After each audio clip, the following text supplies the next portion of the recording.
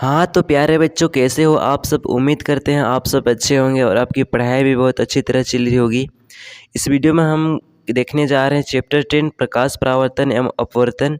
इस चैप्टर में हम लोग ऑब्जेक्टिव क्वेश्चन को देखने वाले हैं जो एग्ज़ाम के लिए काफ़ी महत्वपूर्ण है। इसलिए मैं कहता हूँ आप इस वीडियो को एक बार अंत तक देखिएगा और अपने सारे दोस्तों के पास भी शेयर कर दीजिएगा। और जो इस चैनल में नए आए होंगे वो इस चैनल को सब्सक्राइब कर लेंगे और बेल आइकन को प्रेस कर लेंगे और अपने सारे दोस्तों के पास भी शेयर कर देंगे। तो चलिए तो फिर हम लोग क्वेश्चन की शुरुआत करते हैं। तो सबसे पहला सवाल है, निम्न में से कौन सा पदार्थ लेंस बनाने के लिए प्रयुक्त नहीं किया जा सकता। तो ये मिट्टी ऐसे पदार्थ है, इसको हम लोग लेंस बनाने के लिए प्रयोग में नहीं ला सकते हैं। जल को ला सकते हैं, कांच को भी ला सकते हैं, प्लास्टिक को भी ला सकते हैं, लेकिन मिट्टी को हम लोग नहीं ला सकते हैं। अब देखिए अगला सवाल, दूसरा नंबर सवाल, किसी बीम का अवतल दर्पण द्वारा बना स्थिति आभासी सीधा तथा बीम से बड़ा पाया गया वस्तु की होनी चाहिए। मुख्य फोकस तथा वक्रता केंद्र के बीच, वक्रता केंद्र पर, वक्रता केंद्र से परे, दर्पण के ध्रुव तथा मुख्य फोकस के बीच। तो दूसरा का जो राइट आंसर हो जाएगा ऑप्शन नंबर डी, दर्पण के ध्रुव तथा मुख्य फोकस के बीच। अब ध्रुव किसे कहेंगे हम लोग, देखिए ध्रुव कुछ इस टाइप का बना हुआ रहता है, यानी ध्रुव नहीं, यानी गोलीय दर्पण। जैसे ये हम लोग अवतल दर्पण बनाए और ये उत्तल दर्पण हो गया, ठीक है। अब देखिए गोलीय दर्पण में परावर्तक पृष्ठ, यानी परावर्तक पृष्ठ ये हो गया, ये जो परावर्तक पृष्ठ के बीच के भाग को ध्रुव कहते हैं। ये परावर्तक पृष्ठ के बीच के भाग को ध्रुव कहते हैं हम लोग, और इसे पी से सूचित किया जाता है, पी से। अब देखिए तीसरा नंबर सवाल, किसी बीम का वास्तविक तथा समान साइज का प्रतिबिंब प्राप्त करने के लिए बीम को उत्तल लेंस के सामने कहाँ रखा जाता है। लेंस के मुख्य फोकस पर, फोकस दूरी की 2 गुनी दूरी पर, अनंत पर, लेंस के प्रकाशिक केंद्र तथा मुख्य फोकस के। तो तीसरा का जो राइट आंसर हो जाएगा हम लोग का ऑप्शन नंबर बी, फोकस दूरी की 2 गुनी दूरी पर हम लोग रखेंगे।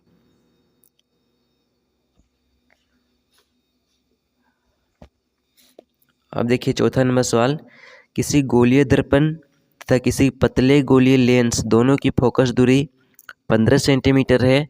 दर्पण तथा लेंस संभवत है दोनों अवतल, दोनों उत्तल, दर्पण अवतल तथा लेंस उत्तल, दर्पण उत्तल तथा लेंस उत्तल अवतल। तो चौथा का जो राइट आंसर हो जाएगा ऑप्शन नंबर बी, दोनों उत्तल हो जाएगा। अब देखिए पांचवा नंबर सवाल,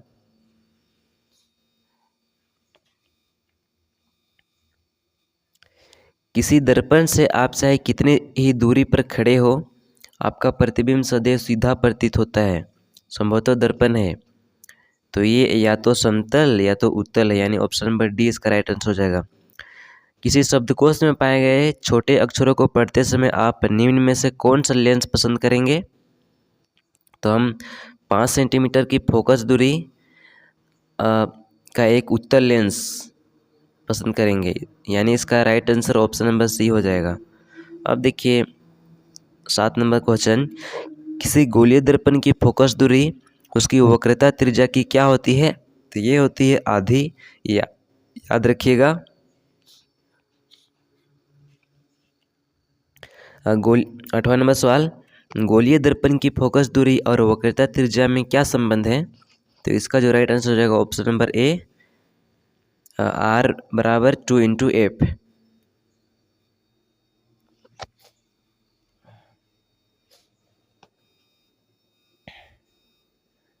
आर किसको कहेंगे, आर त्रिज्या को कहेंगे, और 2 और एफ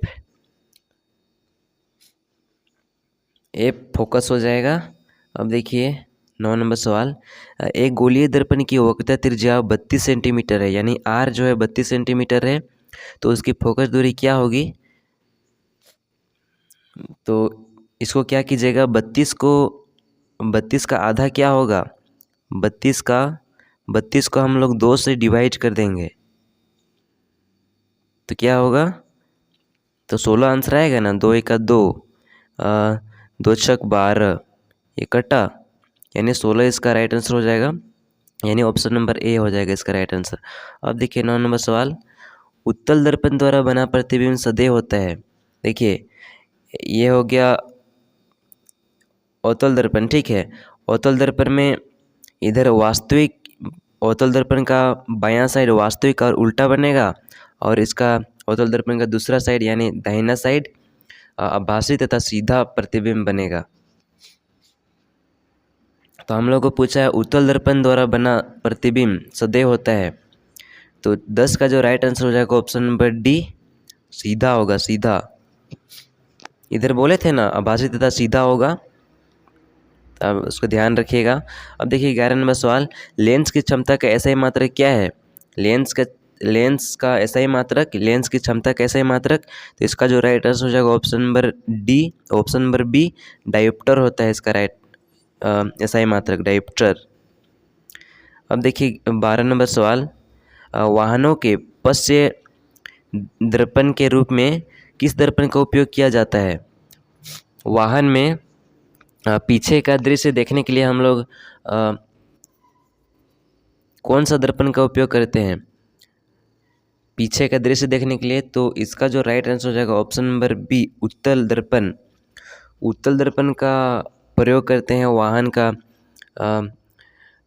का पश्य दृश्य यानी वाहन का पीछे तरफ का दृश्य देखने के लिए, क्योंकि उसमें आप देखे होंगे बहुत बड़ा बड़ा क्षेत्र को छोटा बनाता है। जैसे आप गाड़ी को देखते हैं, जो छोटा सा दर्पण होता है उसी में वो गाड़ी पूरा समा जाता है, यानी कि बड़ा क्षेत्र को वहाँ छोटा करके दिखाता है वो आईना। इसीलिए उत्तल दर्पण का हम लोग उपयोग करते हैं वाहन का पीछे साइड देखने के लिए।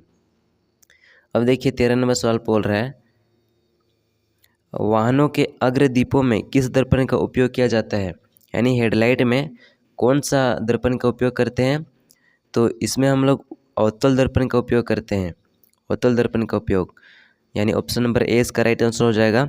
अब 14 नंबर सवाल देखिए,